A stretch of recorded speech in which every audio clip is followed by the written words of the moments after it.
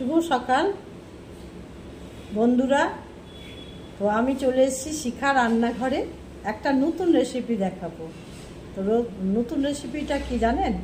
আপনারা খেয়েছেন কি খাননি জানি না। এই যে দেখুন কি বন্ধুরা, এটা বলুন তো, চিনতে পারছেন? এগুলো কি বলুন, কোথায় হয়?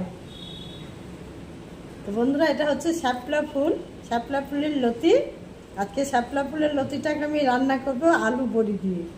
খেতে খুব ভালো লাগে, আর আপনারাও খাবেন, খুব ভালো লাগবে। তো আমি রান্নাটা আলু আর বড়ি দিয়ে রান্না করব। দেখতে থাকুন। আমি আর সাথে দিব সর্ষে পোস্ত বাটা, কাঁচা লঙ্কা। তো প্রথমে আমি লতিটাকে কেটে নেব। তো বটি নিয়ে নিয়েছি বন্ধুরা, আর লতিগুলো নিয়ে নিচ্ছি।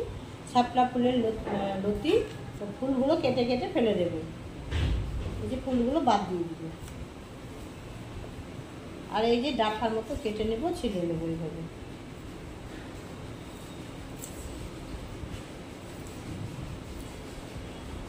একদম কচুর মতো, লতি কচু হয় না ওইরকমই দেখতে, আর ওইভাবেই ছিলতে হবে।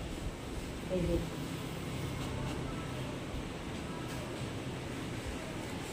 বড়ি দিয়ে আলু দিয়ে রান্না করবে, খুব ভালো লাগবে, আপনারাও রান্না করবেন।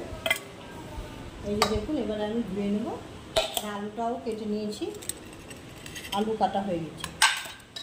এবারে কচুগুলো ধুয়ে রান্নাটা বসিয়ে দিই।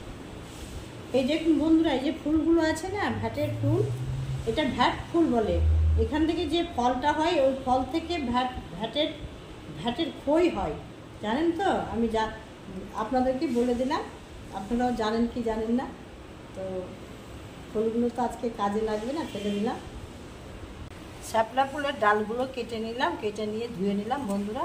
আর এবারে কড়াইটা বসিয়ে দিয়েছি, কড়াইয়ের মধ্যে তেল দিয়ে বড়িটা আলুটা ভেজে নেব একসঙ্গে। তেল দিয়ে দিলাম, এই যে বড়ি আলু আছে একসঙ্গে ভেজে নেব।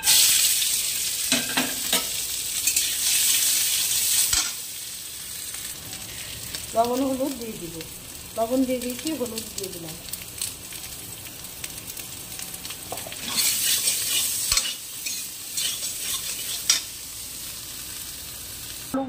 আলু বড়ি ভাজা হয়ে গেল। কড়াইয়ে তেল দিয়ে দিব, দুটো শুকনো লঙ্কা দিয়ে দিব,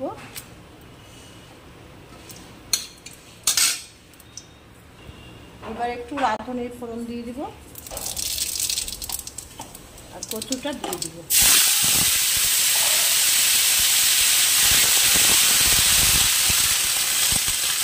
ভালো করে ভেজে নেব।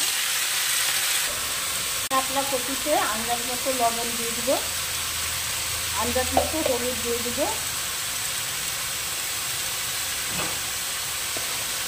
ভালো করে নেড়ে নেব। এই যে সরষা পোস্ত আর কাঁচা লঙ্কা বেটে নেব। ঢাকনাটা তুলে নেব।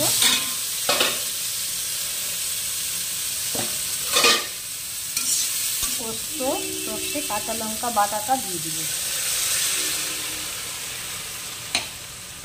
একটু জল দিয়ে দিব। আর এইবারে বড়িগুলো দিয়ে দিব,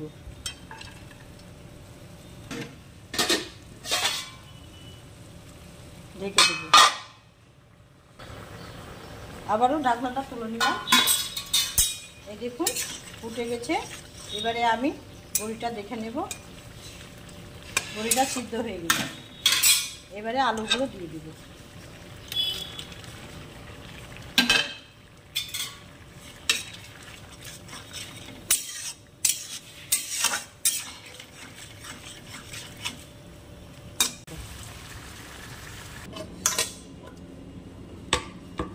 করবেন।